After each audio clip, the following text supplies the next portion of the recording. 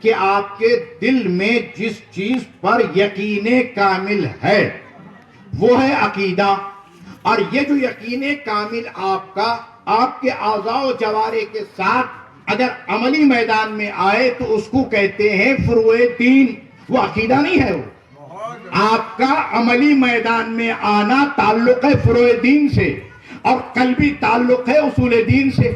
آپ عمل کر رہے ہیں اصول دین فروع دین کا، اور پبلک سے کہہ رہے ہیں بھائی اصول دین ہے، آپ کچھ نہ بولیے. عقیدے میں ہم کسی کی بات نہیں مانتے. ارے بھائی عقیدے میں کسی کی بات نہیں مانتے، اللہ کے واحد ہونا کسی نے تو بتایا ہے. پھر آپ نے اپنے عقل سے غور کیا اور کہا کہ ہاں ایک ایسی طاقت کا ہونا ضروری ہے جو یہ تمام مخلوقات کو پیدا کر سکے، جس کو ابن ابو العوجہ ایک بہت بڑا فیلسوف تھا امام جعفر صادق علیہ السلام کے زمانے میں. اور کبھی کبھار مصیبت یہ ہوتی ہے کہ جب زیادہ علم ہو جائے نا اور کیپیسٹی کم ہو آدمی کے پاس، علم ہو گیا زیادہ کیپیسٹی ہے کم، تو کیا ہوتا ہے اوپر سے گرنے لگتا ہے. جب اوپر سے گرنے لگتا ہے نا تو پھر ارتداد کی طرف، پھر جو ہے شرک کی طرف، پھر کفر کی طرف لوگ بڑھ جاتے ہیں.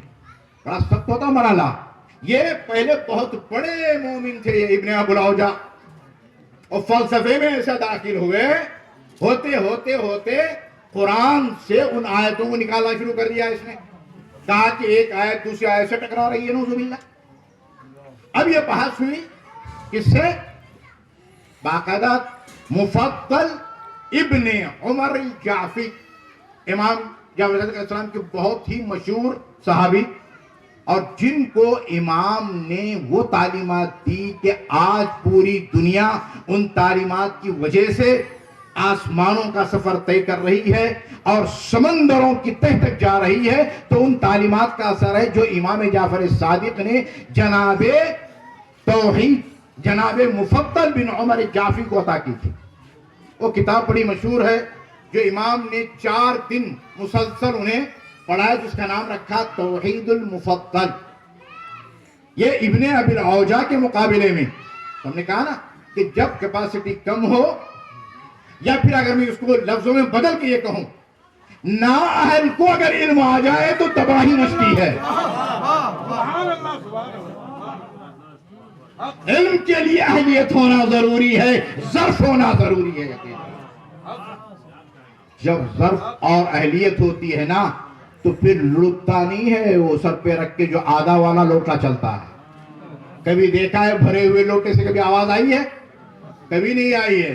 ہم نے وہ زمانہ بھی بچپنے میں دیکھا، سر پہ 3 رکھ کے باقاعدہ وہ جو مٹی کی جو بنتی تھی، جاتے تھے لوگ کہاں پہ؟ مندروں میں. جب جاتے تھے وہاں ہم نے دیکھا عورتوں کو، سبوں نے دیکھا ہے، جب وہ جاتے تھے ایک نہیں ہوتی تھی وہ مٹی کی، ایک کے اوپر ایک رکھ کے جاتے تھے، اور بھرا ہوتا تھا. جب بھرا ہو تو پھر اس میں آواز نہیں آتی ہے. جب کم ہوتا ہے نا تب آواز زیادہ آتی ہے. کیوں؟ کہ وہ اپنے آپ کو بتانا چاہتا ہے کہ میں بھی کچھ ہوں. درود پڑھیں محمد و آل محمد.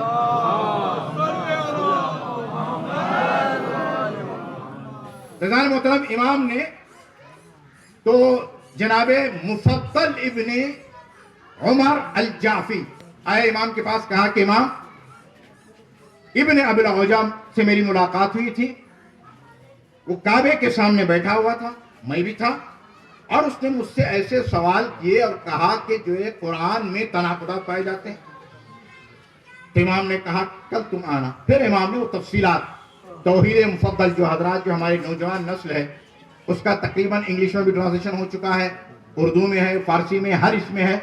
آپ جو ہے کیا گوگل میں ریسرچ کریں گے نا، اب آج کل تو یہی کا زمانہ ہے، توحید مفضل ڈالیں فوراً آ جائے گا. ایک ایک چیز کی امام نے باریکی سے بتایا. اب مثلا انسان کے جسم کے حوالے سے بتاتے ہیں کہ بتاؤ کہ سر پہ بال کیوں ہیں، پیشانی پہ بال کیوں نہیں آئے؟ امام پیشانی پہ بال نہیں ہے، بھویں کیوں بالوں والی ہیں؟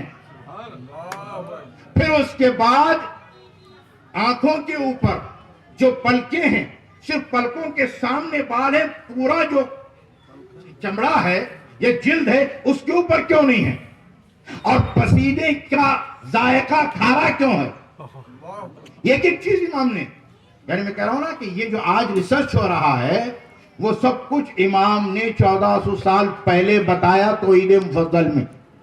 ہے مفضل کو بتایا کہ کیا کیا چیز انسان کی جسم کی، تاکہ تو اللہ کے وجود پہ یقین آ سکے. امام کو جو موقع ملا تو تقریباً ایک تحقیق کے مطابق 5200 امام کے شاگرد تھے. 5200 امام کے شاگرد تھے مدینہ منورہ میں، ہر ایک سبجیکٹ میں.